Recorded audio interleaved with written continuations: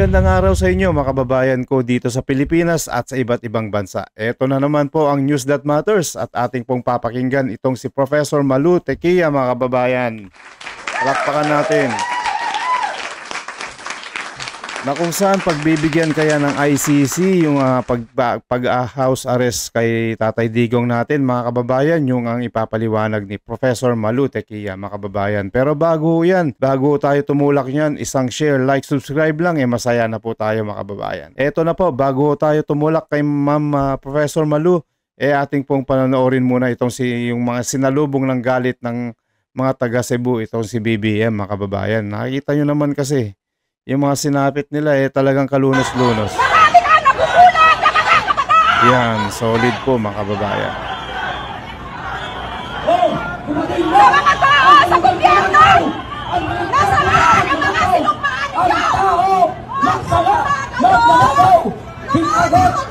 niyo? Yan po mga kababayan, solid. Wala kayong ginagawa dito sa Pilipinas! Nasaan ang mga sinumpan? Ito po si Malu Tequia. Nandito na naman ako sa Maltic ha. Pasensya na kayo, medyo natagalan yung susunod nating pagsasama-sama at pagtuturuan at engage sa mga hot button issues natin, no? Ngayon po ang pag-uusapan natin yung napipintong papayagan ba ng ICC si President Duterte na maging house arrest na lamang, no? Natatandaan po ninyo noong October 1, 2025, ang Senado nagpasa ng Senate Resolution 14 kung saan 15 ang nag-yes, ang nag-no 3, kilala na naman nyo yung 3, hindi ko na iisa-isahin, at ang nag-abstain 2, 3 po ang absent doon nung araw na yon, no? So kung titingnan nyo po, ano ba ang linalaman ng Senate Resolution 14? Una po, bipartisan effort yun. Kasi na ang author ay si Senator Cayetano na nasa minority leader siya. Senator Mig Zubiri na majority floor leader siya. So bipartisan yung effort. At maganda yung explanation. Kahit yung tatlong hindi sumang-ayon sa Senate resolution, may dahilan rin ho sila. At kailangan lang ho natin yung respetuhin, no? So makikita po natin doon sa resolution na yon, ang pakiusap ay sana on yung humanitarian grounds mapagbigyan na hindi ho mapalaya na makonsidera ang house arrest, no? Of course, lahat ho tayo gusto natin mapauwi si Presidente Duterte at dito nga ho sa Davao, pero may processes ho ang ICC, no? Kaya kailangan natin yung respetuhin. Pero matagal-tagal na ho, no? March 11 ho siya dinala ng itong administration na ito sa The Hague. Ilan na po bang buwan yun? 7 buwan na ho, no? So medyo may katagalan na rin ho yung sinasabi nilang si Presidente ay linagak sa The Hague, no? Ang basis, sabi ko nga ho, humanitarian grounds, ano ho yun? By advanced age ho. 80 na ho ang ating Pangulo, declining physical and emotional health. Siyempre, alam ho nyo naman ang pamilyang Pilipino, mas gusto nun magkakasama. Makita nyo ho, na dun sa aming rinilabas na pahayag quarter 3 na survey, ay by 70% po ng Pilipino ang talagang nagpa-follow pa at tinitingnan ano bang nangyayari na kay PRRD. Ang concern nila na andun rin po yung health, yung hindi kasama ang pamilya, at saka po yung medical condition nga niya, no? Apart from that, talaga hong hindi sanay kumain ng hindi Filipino food ang dating presidente. So, maraming bagay na ating kailangan tingnan. Tapos, kung titingnan nyo rin ho, ang bumibisita sa kanya, pamilya. So, nagre-relievo yung mga pamilya para nakikita, nababantayan, na andun pa yung kultura natin na pamilya ho ang talagang sandalan, no? sa mga ganitong problema. So, ano po ang rene-request ng resolution sa ICC ay mag-designate ng medical examiner para ma-assess talaga ano ang tunay na kalusugan at fitness ng dating Pangulo sa detention. Pangalawa, i-allow ho ang house arrest kung ang alright. findings ng medical examination ay ang continued detention ay nagdudulot ng problema ng mas matinding problema sa kalusugan ng ating dating presidente. At ang pangatlo po ay permit ng custodial transfer sa embassy ng Pilipinas sa The Hague under dun sa conditions na ang ICC mismo ang magseset, no? Residence has to be a specific address, prohibition of contacting victims or witnesses, and compliance with summons, no? Pag nagpatawag ang ICC, siguradong dadating at pupunta at magte-testify ang dating Pangulo. Marami pong legal justification para dito.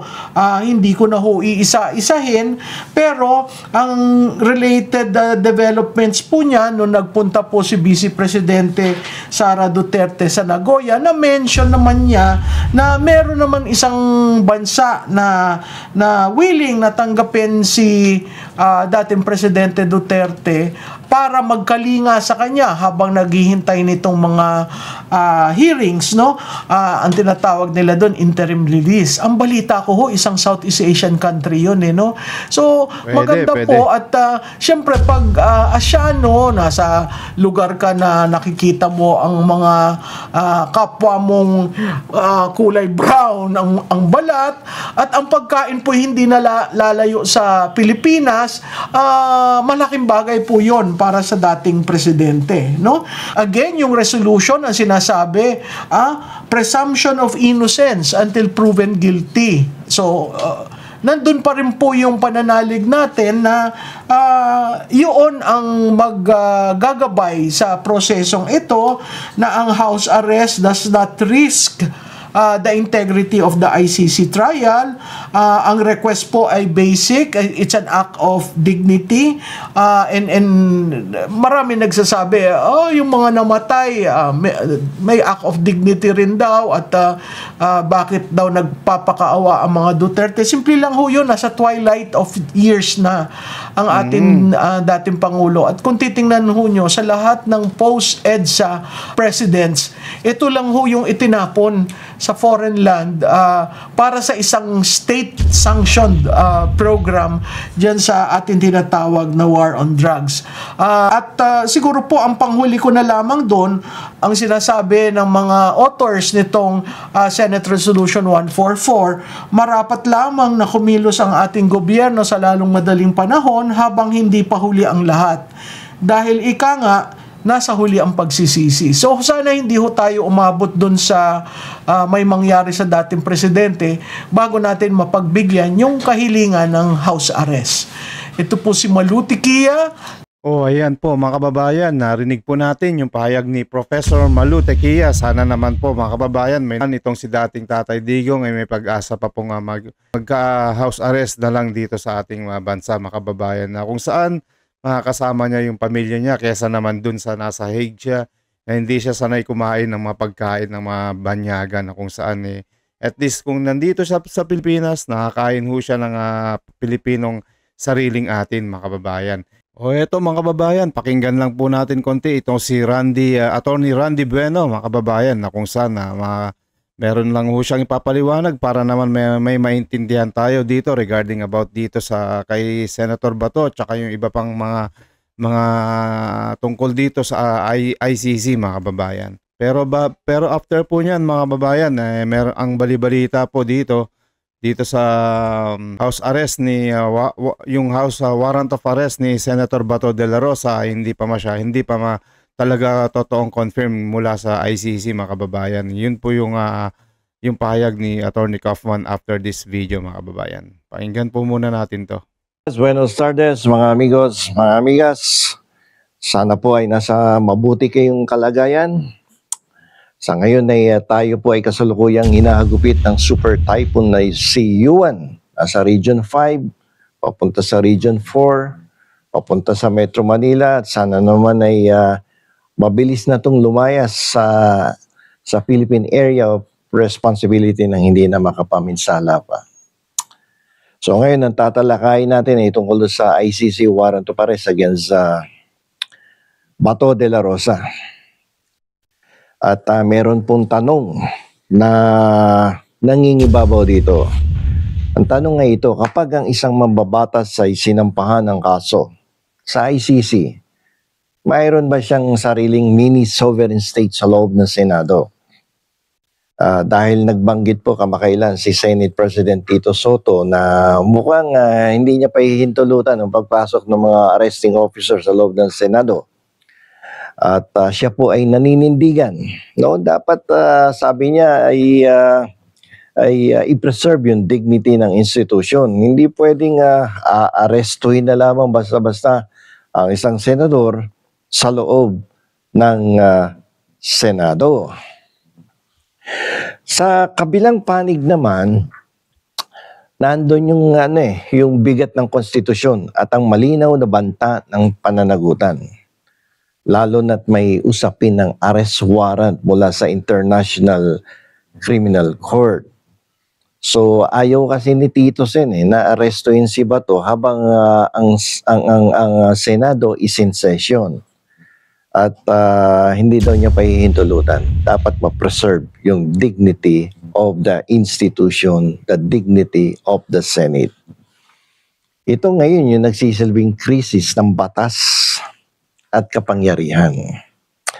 Ngayon tatalakayin natin ang ng simple at direkta yung usapin nito. Ulitin ko. Maaari bang arestuhin ang isang senador sa loob mismo ng Senate building? Alamin natin kung ang dignidad ba ay isang kalasag laban sa hustisya o kung ang batas ba talaga ang dapat manaig higit sa lahat. Ang pinakasimpleng sagot dito siyempre dapat lahat na ayon batas, di ba? Hindi pwedeng hindi umiral ang ating batas dito. Hindi pwedeng yung internal rules of the Senate ang magpiprevail dito. Although, madalas nating sabihin na may kalayaan ang senador laban sa pag-aresto. But this privilege is actually not absolute. Ito po ay hindi kumpletong pribilehiyo para sa isang senador. Okay. Dapat po nating maunawaan, no, na may limitasyon itong immunity ng mga mambabatas. Okay. Dahil dapat reviewin natin yung ating saligang batas, no? At nang malaman natin, ano ba ang ipinag-uutos ng ating konstitusyon? Ano ba ang nakasulat sa saligang batas? So ipapaalala ko sa inyo. Sinasabi sa ating 1987 Constitution, Article 6, Section 11 yan, na ang isang mambabatas, maging senador o kongresista, ay hindi pwedeng arestuhin habang ang Kongreso ay in session. Kung ang kaso niya ay may parusang hindi lalagpas sa 6 na taon na pagkakakulong. So ano po ang ibig sabihin nito? Sabi, if the penalty for the offense committed is less than 6 years, hindi mo pwedeng arestuhin daw while Congress is in session. Ibig sabihin nito kung ang kaso mo ay mabigat. Halimbawa, crimes against humanity, graft and corruption, plunder, murder. Ito yung mga kasong may parusong mahigit na 6 na taon. Yung iba nga dito, life imprisonment, di ba? Katulad ng plunder. Pwede ka pa rin arestuhin kahit nasa loob ka ng Senado o habang may session. Kasi sinasabi ng saligang batas, less than 6 years imprisonment or penalty. So pagdating doon sa dignidad ng Senado versus the Constitution, ano ang sinasabi ni Senate President Tito Soto? Mukhang dito medyo mali kasi siya. Sabi ni Tito Sen, O, Tuta Soto, hindi makinig ka. pwedeng arestuhin ang sino mang senador habang nasa loob ng Senado. At ito daw ay para na sa dignidad ng institusyon. Papabango lang yun, attorney. Serious crime eh. Yung offense committed eh. Dignidad pa rin, mangingibabaw. So ano ba ang katotohanan? Ang sinabi po ni Tito Sen ay hindi direktang batas. Hindi po yan yung pinag-uutos ng ating constitutional law. Ito ay nakasulat lang sa internal rules of the Senate, yung panloob na patakaran ng ating Senado para mapanatili ang kaayusan. Hindi po kasi pwedeng labanan o talunin ng panloob na patakaran, yung internal rules ng Senado, ang nakasulat sa 1987 Constitution o ang kapangyarihan ng Korte na mag-issue ng arrest warrant. So, yung kaso na yan ni Bato sa International Criminal Court ay crimes against humanity. So dahil dyan, sinasabing may ICC arrest warrant laban kay Bato de la Rosa. Dahil nga doon sa mga kaso ng crimes against humanity. Ito yung tungkol doon sa war on drugs ng presidente pa si Duterte. Iba napabalita naman na maraming namatay ng mga Pilipino na dahil doon sa mga extrajudicial killings na pagbintangan, yung iba totoong adik, yung iba drug lord. Pero ganun pa man, bawal yun sa batas. So, bakit nagiging problema ngayon to, itong arrest nito? Alam niyo yung crimes against humanity ay isang napakabigat na kaso. Ang parusa ay higit na lampas sa 6 na taon. Sabi ko nga kanina, mas hihigat pa to sa life imprisonment. Yung iba nga, death eh. Kaya nga lang, inabolish yung death. Kaya kung mayroong warrant of arrest na valid mula sa lokal o kaya sa international na korte, hindi po sakop si Senator De La Rosa ng immunity na nakasulat sa ating konstitusyon.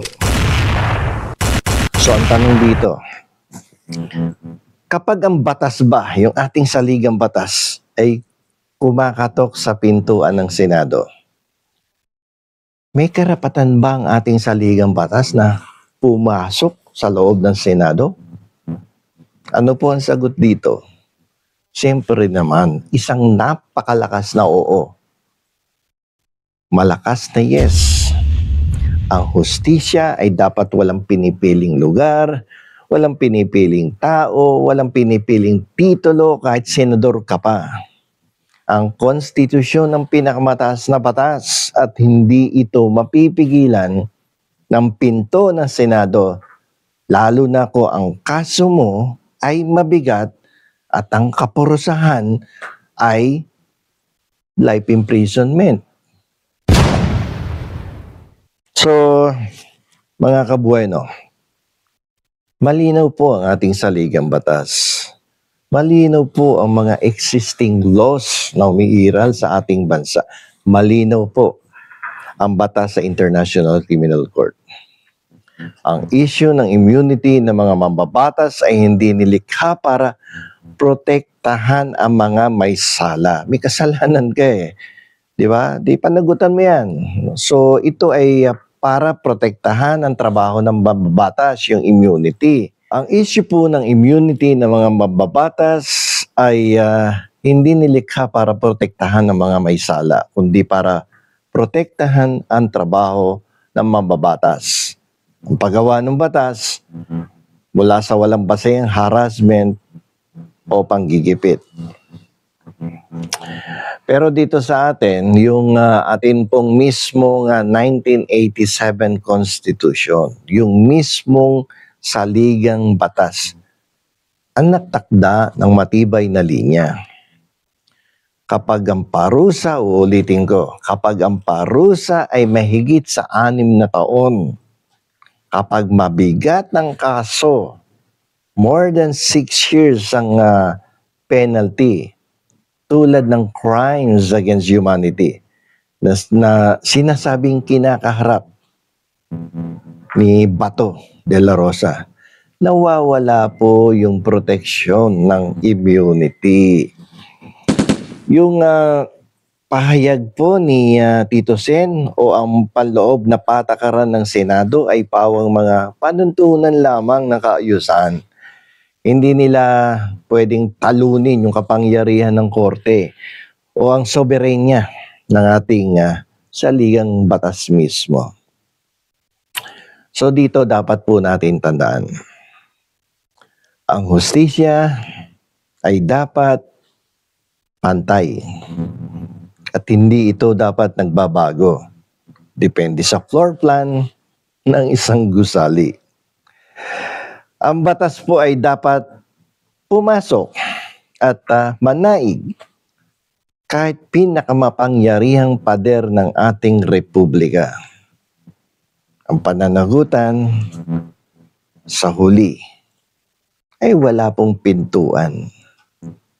Pwedeng pumasok ang batas sa loob ng Kongreso at ng Senado. Ayan mga kababayan, peke pala itong pinagbabalita ni Ombudsman Remulla. Ito, anak ng tokwa. Itong si Ombudsman Remulla talagang mahilig sa fake news. Ano ka ba talaga, ombudsman o artista? Anak ng tokwa. Ang galing-galing, imbis na unahin ninyo yung mga kababayan natin, ito pang ginagawa mo kasi. Nagkakaso-kaso. Tao muna bago si Senator Bato. Kanang tokwa talaga, Remulla. Eto mga kababayan, balik na nga tayo dito.